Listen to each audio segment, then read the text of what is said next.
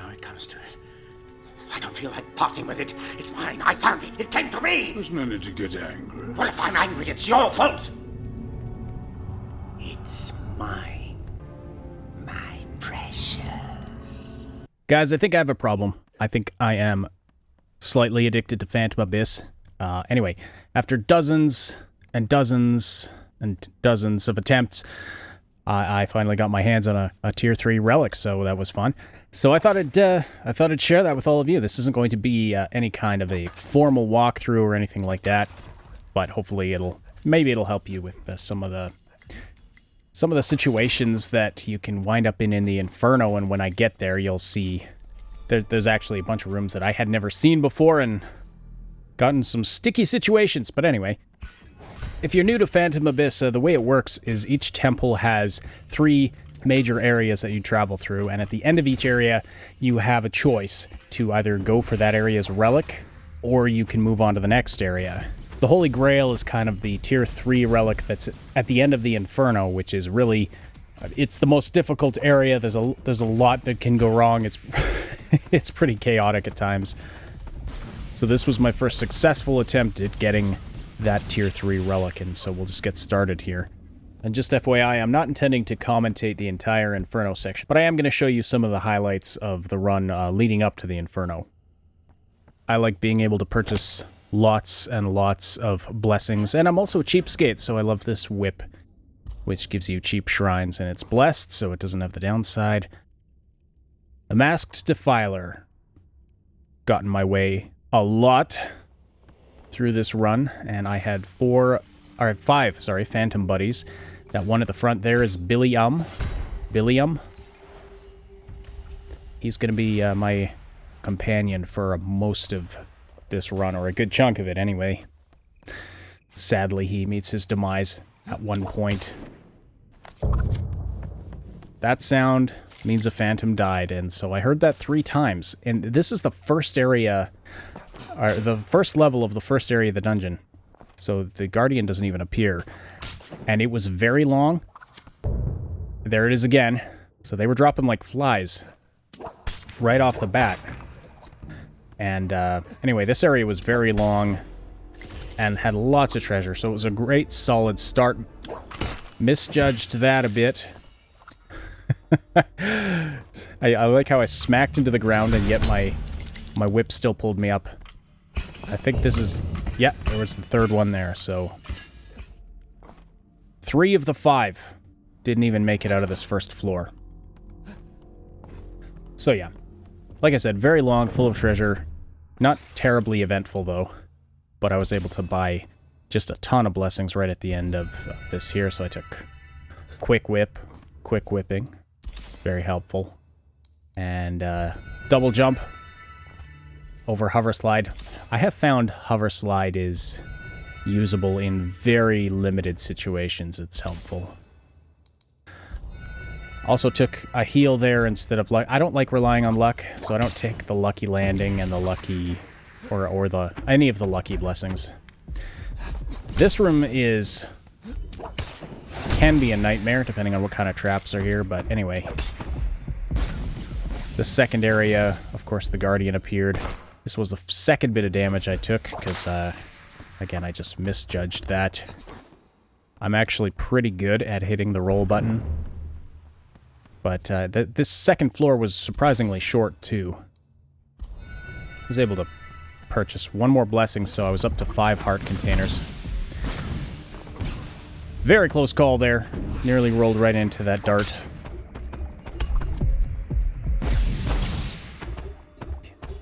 So yeah, a lot of the high... ooh, and he almost sniped me with that poison bomb. I thought that was kind of cool, so... yeah, a lot of these highlights have to do with the damage that I took, just to kind of show you where I was at when I got to the Inferno. This room, I got confused about where the exit was, which is kind of embarrassing. And as you can see, then I didn't realize that there were some poison bombs right beside me and got caught in a cloud of poison, and so took a heart of damage there. Anyway, here's the end of the 3rd floor. So this is where your path branches. You can either head down the stairs, which I almost did by accident there. You can head down the stairs and get the Tier 1 Relic room, or you can move on to the Caverns. So, of course, went on to the Caverns. So there's 3 tiers of everything here. There's 3 tiers of keys, 3 tiers of whips, 3 tiers of the relics. And there's if you look at the top right there, there's a 4th tier of key. I don't know what those are, what they're for, or how you get them. Maybe someone who's further along in this can tell me. But anyway, I love this game. It's just so much fun. I like the fact that you get one shot at each dungeon, and there's no going back to it. You can't just kind of memorize it and plot your way through. But you're stuck with it. Now, Billyum is still with me here. That's him there. So it was nice to have some company through the caverns. They get a little bit lonely. Sadly, Billyum's going to meet his demise in a little bit here. If I'm not mistaken, yeah. I accidentally took a dart to the face. But still not doing too bad. This was not my best run through the caverns. I don't think I've ever taken a non-damage. I don't think I've ever gotten to the end of the caverns without taking any damage, but I've definitely done better than this before. But still a not. Ooh, that was pretty close there. I don't know how I managed to not fall into the pit. I think I landed like on the corner of one of those. I didn't want to waste big heal here, so I took hover slide. Anyway, I think I landed just like on the edge or the corner of one of those trapdoors. Here's our friend Billyum, still with us, but it was here that I noticed Billyum had a progress bar above his head, which meant his time was short, and I felt sad. He was a good companion. We'd come through a lot together, and so it was a little emotional, and that. There is no way. I was inside those spikes. There is. I fully acknowledge I should have taken the damage there. I don't know how I managed to miss that, but anyway, trapped in this corner, and it happened. That's the sound of Billyum's demise. And sadly, I wanted to find where his body had fallen to pay my respects. But this room was just too risky to run around in too much, especially with these narrow corridors and things. And I noticed he hadn't gotten that chest, so I figured he must be somewhere behind me here. And I wanted to go look for where his body fell. And like I said, pay my respects to Billyum. But sadly, it was just too risky. So anyway, let's just have some Fs in the comment for Billyum. But yeah, I'm pretty sure he fell somewhere behind me here, because from here on out there were no open chests after this. So nobody had made it this far. Now this was waiting around for the Guardian to appear in this room so that I could safely dive down. And he just wouldn't appear. And then I nearly rolled into him there, as you can see. So, the Masked Defiler he can be a real pain, actually. There are some areas where he's not dangerous at all. In really big open areas, it's very easy to avoid his attacks, but you get into some of these narrow hallways, and he becomes a real hazard.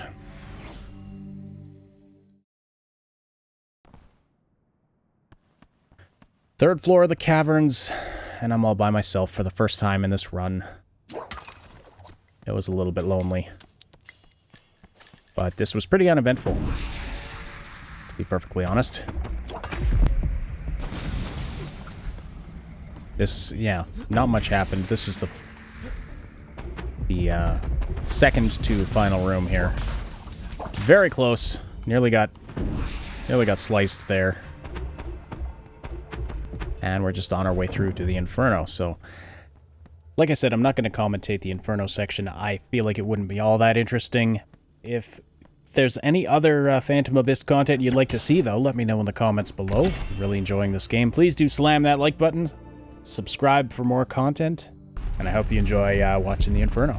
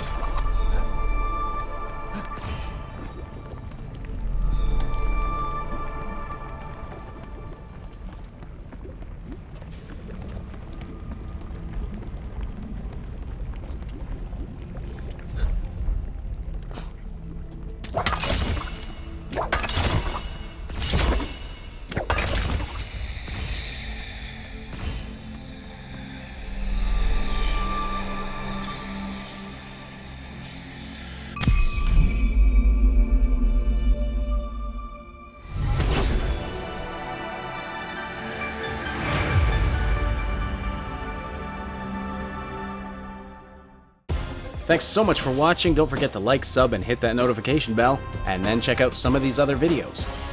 Find the link to our Discord server and other important stuff in the description below. Rotated and served.